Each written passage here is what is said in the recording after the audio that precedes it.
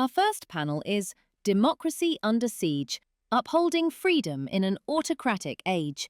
Please welcome our speakers to the stage.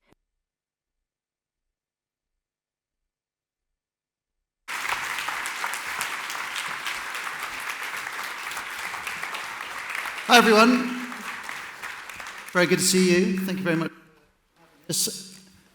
I'm Atkins from BBC News. Please join me in welcoming our esteemed panel for this first discussion of the conference. Jelani Cobb is Dean and Henry R. Luce Professor of Journalism at the Columbia Journalism School. Welcome, Jelani. Nabiha Syed is Executive Director of Mozilla Foundation. Hi there, Hi. Nabiha. David Runciman is host of the brilliant Past, Present, Future podcast, which I'm sure many of you know. Hi, David. And last but certainly not least, Jimmy Wales, founder of Wikipedia. Welcome, Jimmy. We have a lot to get through. We're hoping to give you some thoughts which will underpin all of the further discussions that you're going to take part in today and tomorrow. And I wanted to start, especially having just watched that film, by asking all of you to tell me how you would categorize the moment that democracy and media are in at the moment. Well, first, I want to say that I'm happy to be able to be here to have this conversation. I think this is the most crucial conversation that we could be having at this moment.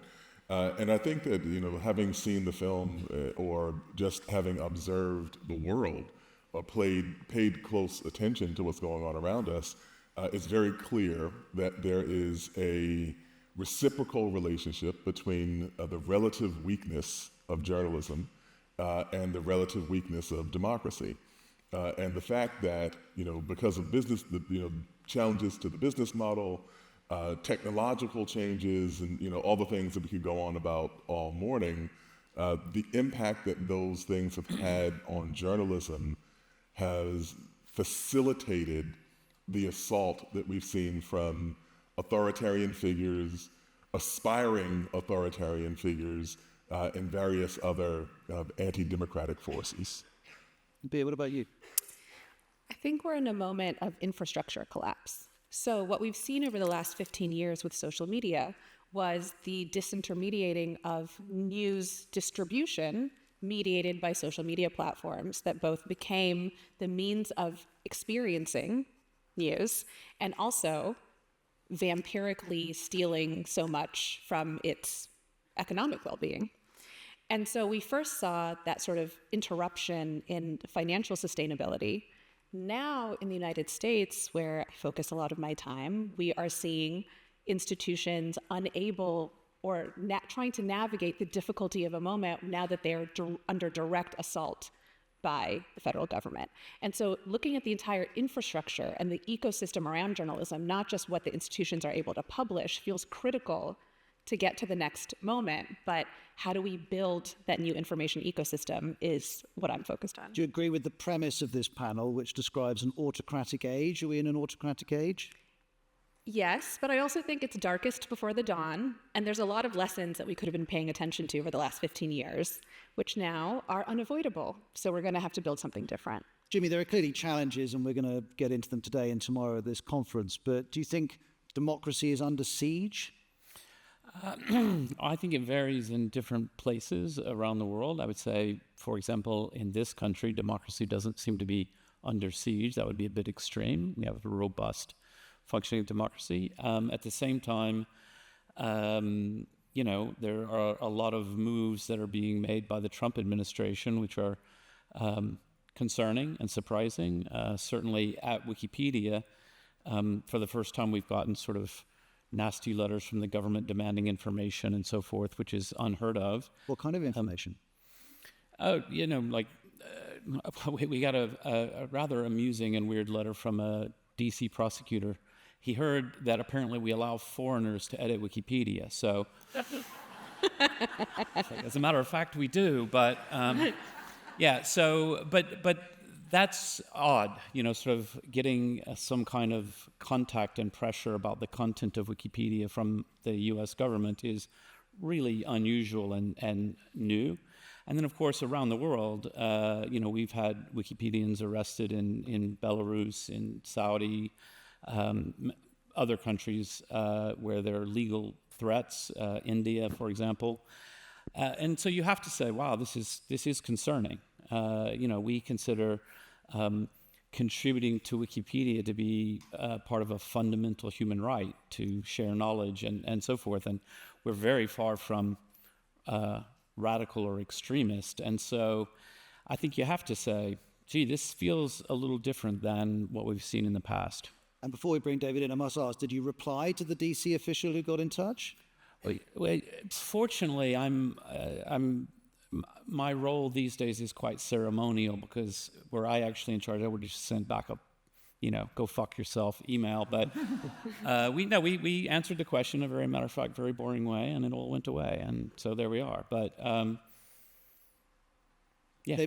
David, let's bring you in. Your podcast is called Past, Present, Future, and I think it would be useful for you to try and place into context for us the moment that the media and democracies around the world are in now, but also to compare it with previous times which have also brought their challenges.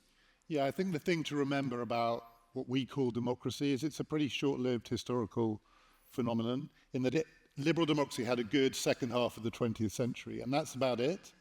The first half of the 20th century was not good for democracy. The first quarter of the 21st century has not been good for democracy. We sometimes assume, because many of us have grown up with it, that this is the natural way that things are, and it's not.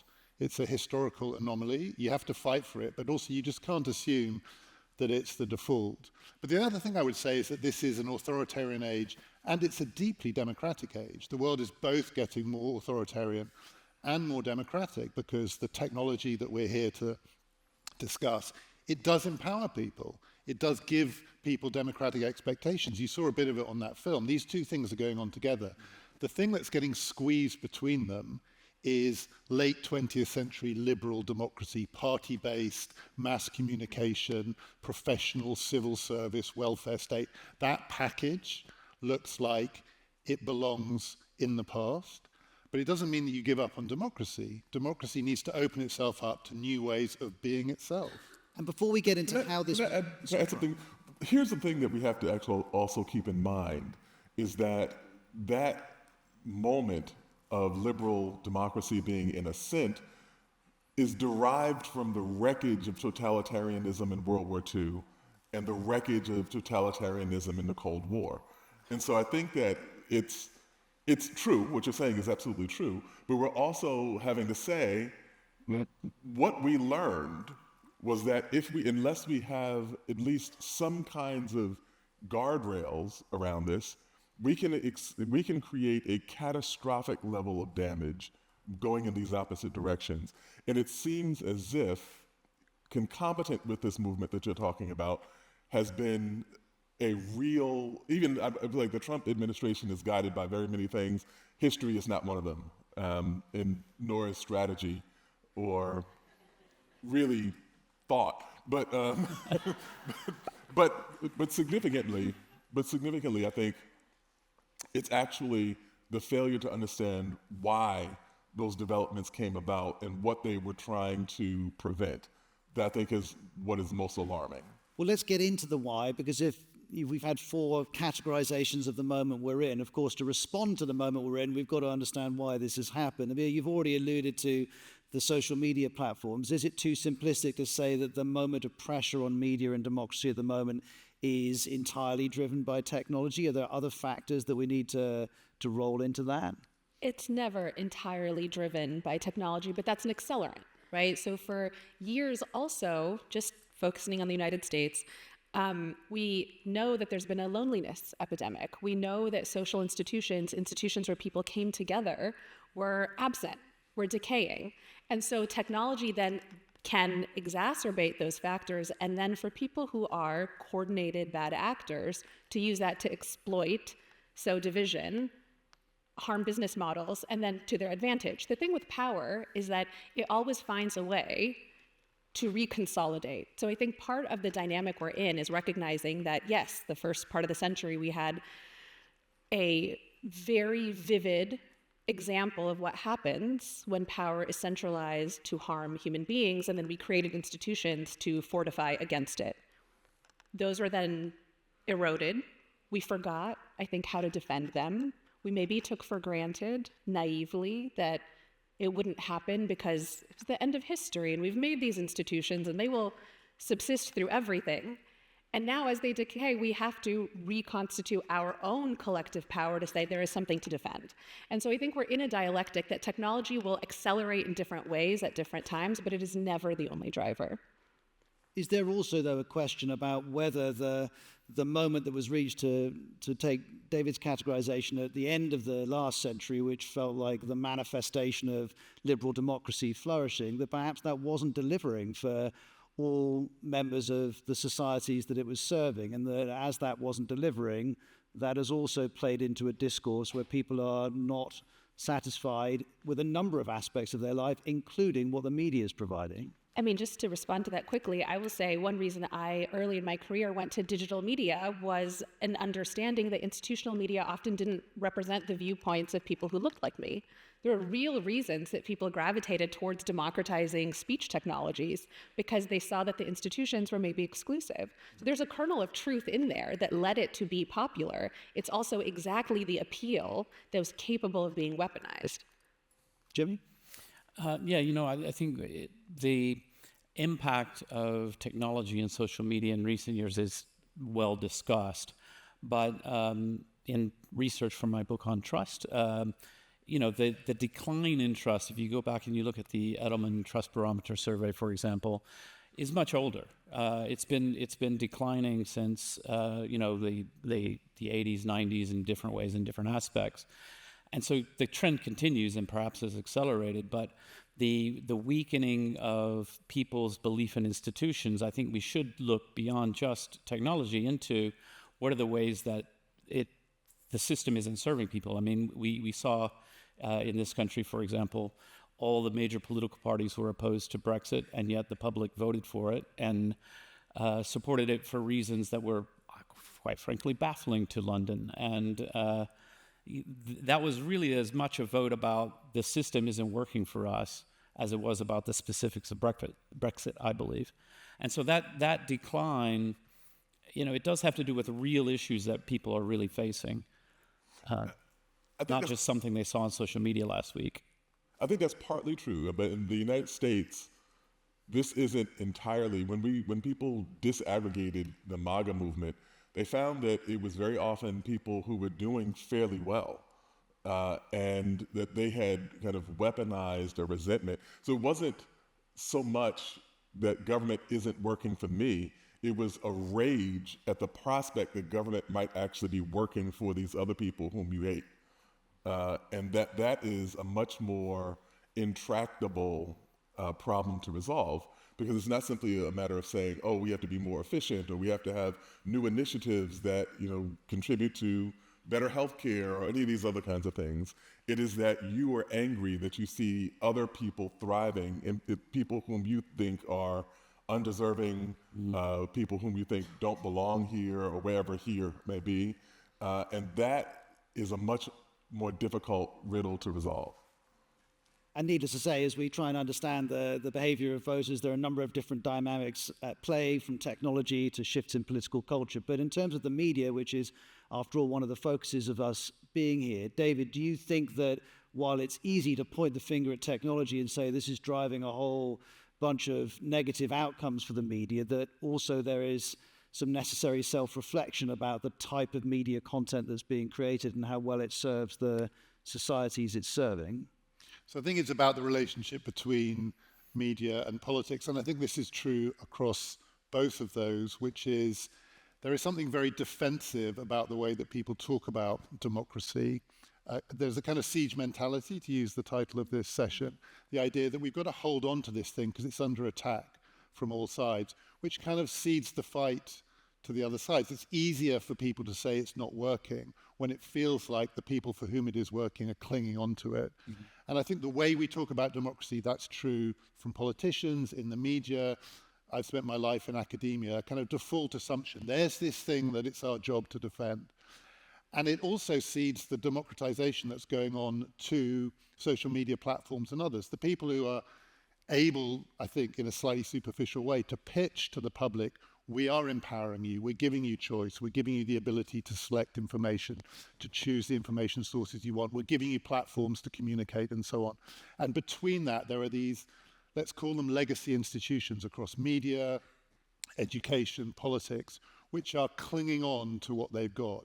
And those institutions need to open themselves up. They can't cede the fight on the one hand to the people who say it's not working, and on the other hand to the people who are saying, for commercial reasons, we are going to give you a version of self-empowerment.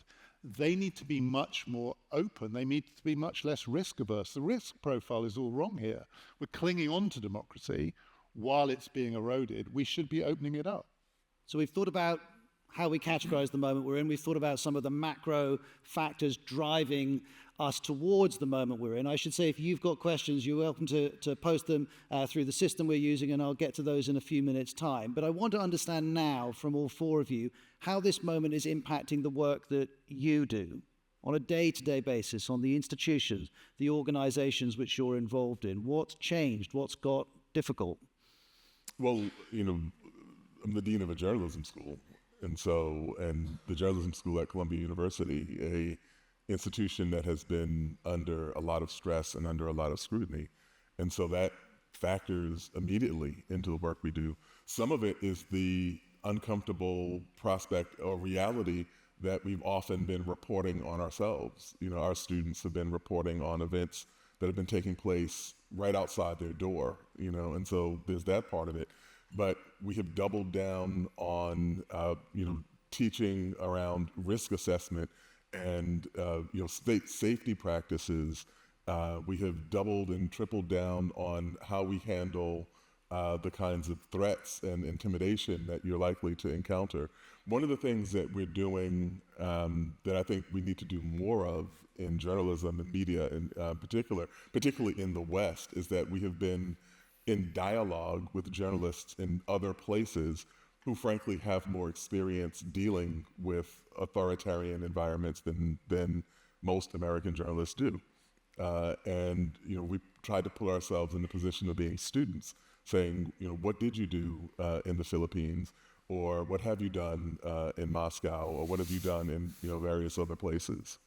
And do you ever have moments where you pause and think, my goodness, the journalism school which I lead is having to teach its students how to live with authoritarian pressures? Yeah, yes, every morning. And then you drink your coffee and go to work. But I think it should be shocking to all of us that we're having these considerations. What about you, Nabiha, the Mozilla Foundation? How's it impacting you? Well, so I've been in the saddle at Mozilla for a little over a year, and I came to this role to an institution that both builds and resources others who build technology from a career in media law and running a journalism startup. And so as a baby media lawyer trained by some of the folks who are in this audience, and also in journalism, there's this adage that the solution to bad speech is more speech, right? That our job is to just keep producing truthful, honest information, and it will somehow find its way to the top.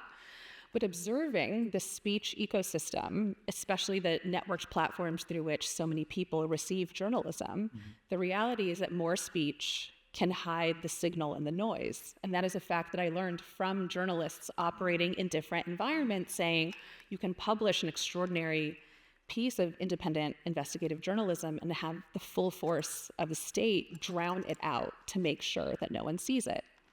And so what drew me to a place like Mozilla is the idea that you have to look at the system and the infrastructure and the technology that's facilitating the journalism and the receipt delivery experience of the journalism that a public has in order for it to sense make.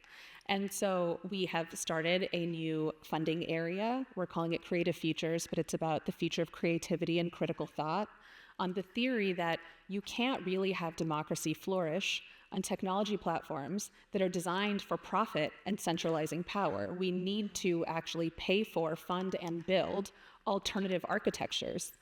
And I'm interested to ask you whether, clearly you're persuaded of that strategy because you're overseeing it, but is it harder to pursue at the moment than it might have been to pursue 3 years ago or 5 years ago? I wish that we had been paying attention to this a decade ago. And in fact, there was notable people around the world who were in fact saying, hey, are you sure that you want to be publishing on systems that are optimized for something else?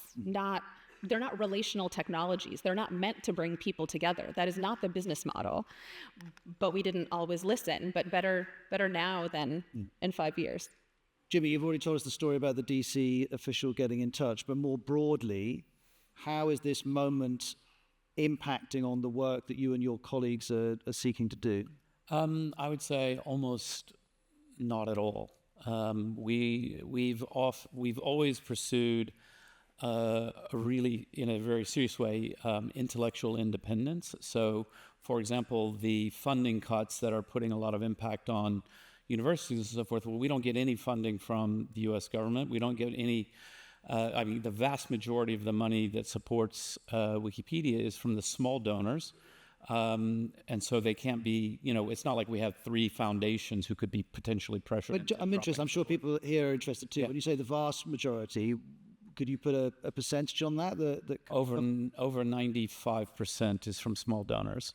So we have a very, we appreciate the major donors, of course, but they aren't nearly as important as the support we get from the general public. And so, in terms of that aspect of things, we aren't sort of in a panic that we're going to have to change content or anything. And then the way the whole Wikipedia works, the community is volunteers. They're all independent. Good luck telling them what to do. Sometimes people sort of angrily tweet at me as if I can control the content, and I'm like, have you ever had cats? These are much worse than cats. They're Wikipedians, They're really smart cats, and they do what they please, and they're great, and they're really passionate about neutrality. They're really passionate about facts and so forth, and so they aren't swayed. In fact, just one example. I met a journalist from Ukraine, and she said, "Oh, but I'm really what does Russian Wikipedia say about the war?" And I said, "Well, why don't you tell me? You're fluent in Russian. Go in." So she went and she read the Wikipedia entry about the war. And the next morning I saw her at the conference, and I said, "Well, how was it?" And she said, "It was better than I expected." And she had some quibbles with a few points, but that's fine. I have quibbles with lots of things in Wikipedia, because Russian Wikipedians have very bravely been willing to say the things that have put them at risk. Now, obviously, it is impacting their work. A lot of them have switched accounts from an account that was tied to their real name to a more anonymous account and things like that. But in terms of how we're thinking about the future, it is sort of doubling down on, you just have to tell the truth. You just have to do your work. And hopefully people will pay attention. So we've heard 3 quite distinct accounts of how this moment is impacting your work. What about you, David? Cambridge, in the academic world, to what degree, if at all, has it changed? So I now make my living making podcasts. And the good news is, I think people who follow podcasts will be aware of this. There's a real hunger for new ideas, for serious content, across the spectrum, whether it's Joe Rogan at one end, whatever you think of it, to the rest is history. There is a real appetite for big ideas, new ideas. But the thing that I discovered is, I did this in a university, Cambridge University, made a podcast, it did okay. As soon as we dropped the from Cambridge University labeling and just focused on the content, it took off, it exploded. And what I realized was people don't want anything to be credentialed anymore. That's the thing that you really need to remember. They do not want to be patronized by a university outreach program that we're graciously, benevolently giving them null wisdom. They are really judging the content by content. And if it's good, it will find an audience. And it's part of this democratizing moment that you can find your audience. But you have to be really careful that you don't come across as one of those legacy institutions defending your interests. That poses difficult questions for big media organizations, Yeah, it does. doesn't it? When they create... Well, and for universities, Yeah. all of them. And for governments, for political parties. Political parties think, we will put our stuff on a platform and people will find it. No, they won't. They get completely outflanked and outmaneuvered by the people who take the platform itself seriously. Johnny, do you put Columbia on all your podcasts? Well, yes. At the moment you do. But, I'm going to go right back home and get rid of it. I just wanted to chip in one other thing. One of the things that people are very concerned about these days is young people, and they love TikTok and social media and things like that. And what I remind them is when we were young, they used to say, "Oh, kids listening to this rock and roll music," and so forth. The young people are also, they love podcasts.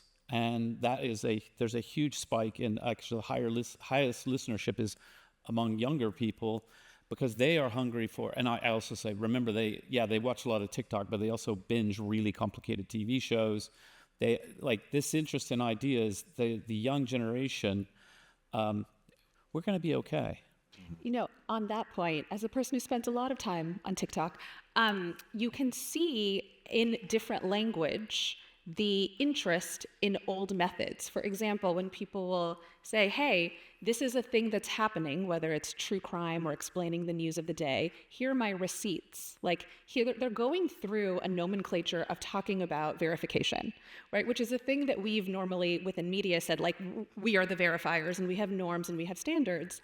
And I think it's an interesting provocation to think about how those standards can live in other contexts and other platforms, still give meaning to the process. It still matters to do that, but it's going to look a little different in different media. And I think that's a good thing, so long as we have the spirit of it reincarnated elsewhere.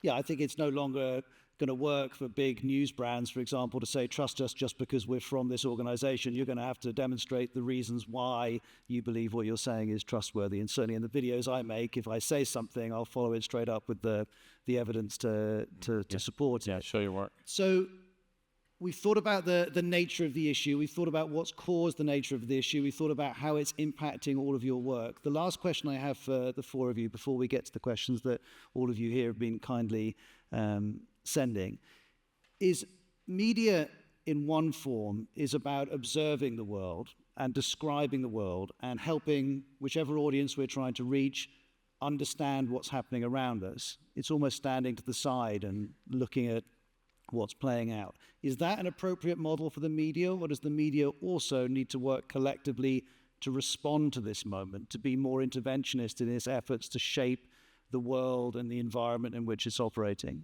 Jelani? I think we've never been outside of it. You know, I think that some of the worst mistakes we've made is when we have held up this idea that we can be hermetically sealed off from the dynamics around us. And, you know, one of the things that we know, for instance, is that reporters deal with a lot of emotional trauma because, you know, if you go out and report on a war and you're seeing all sorts of atrocities, you're not a robot. You're actually a human being, and you have an emotional and psychological reaction to that. And then institutionally, as we've seen in the United States, media organizations have had their financial relationships and their corporate relationships weaponized in a particular way in order to put pressure on the organizations themselves. And so we have to uphold our sense of ethics, our standards of ethics. We have to uphold our basic dedication to fairness. We have to tell stories as comprehensively as we can to our audiences, and when we make mistakes, we have to own up to them. But all of that is within the reporting that a media organization or an individual journalist is doing. I suppose what I'm trying to understand from you is, beyond that, do you think institutions such as the one you lead, or media organizations producing content, do they need to be working together? Does there need to be better cooperation to respond to this moment, or that's not something? Oh yeah, I was getting to that. Yeah. But I think that, for instance, again, using a U.S. example, when the Trump administration banned the AP from the White House briefing room for refusing to refer to the Gulf of Mexico as the Gulf of America, no news organization should have gone to the briefings until AP was restored. And we've seen more news organizations push back against, say, the Pentagon. But we have to, both nationally and internationally, stand up for each other and operate under the protocols that are most responsive to this moment.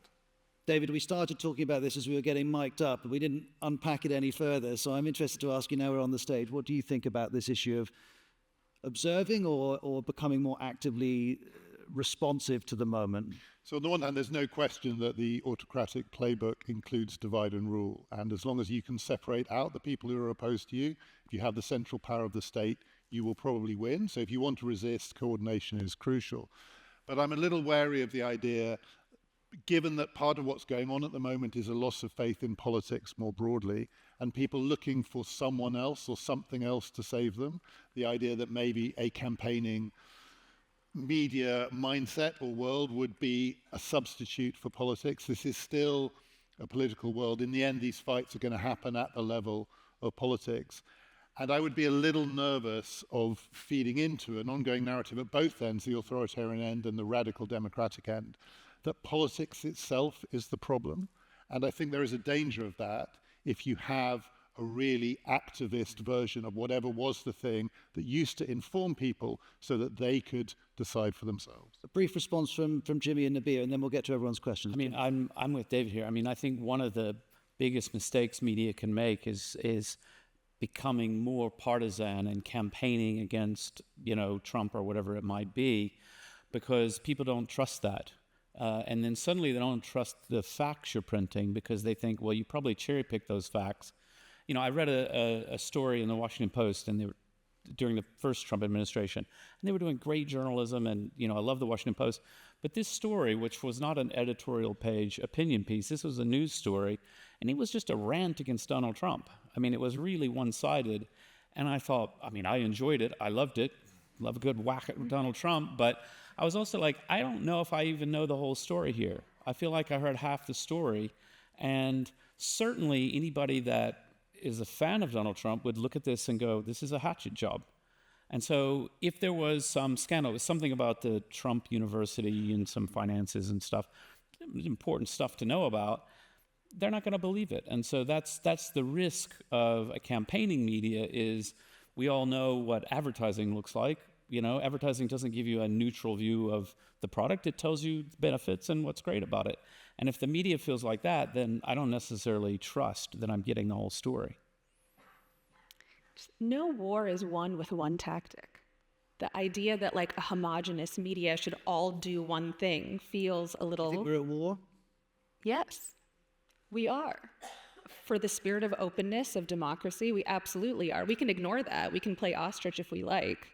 But authoritarian regimes are not. They share their playbook. They understand how to use information as an asset, I think to our detriment. We just sit back and think it's intellectual. It's not, it's existential.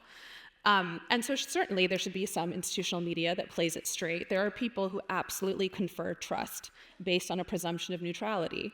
I might argue that the number of people who are gravitating towards partisan voices that feel more relatable, that make sense and comment on the world, that try to engage and connect with people in a different way is a different set of tactics. And that's okay if we're operating in loose collaboration with one another, understanding that there are moments to come together. I just think advocating for one homogeneous way isn't effective or likely. All four of you, thank you very much for answering my questions so fulsomely and clearly. I've got an awful lot of questions here from people in the audience, so let's go through them. I might put one to one of you, and if you can keep your answers relatively short, we'll get through as many as we can. Catherine would like to ask David, when you talk about opening up democracy, what does that look like in practice? And I'm going to narrow the question slightly. For media organizations, what does opening up look like?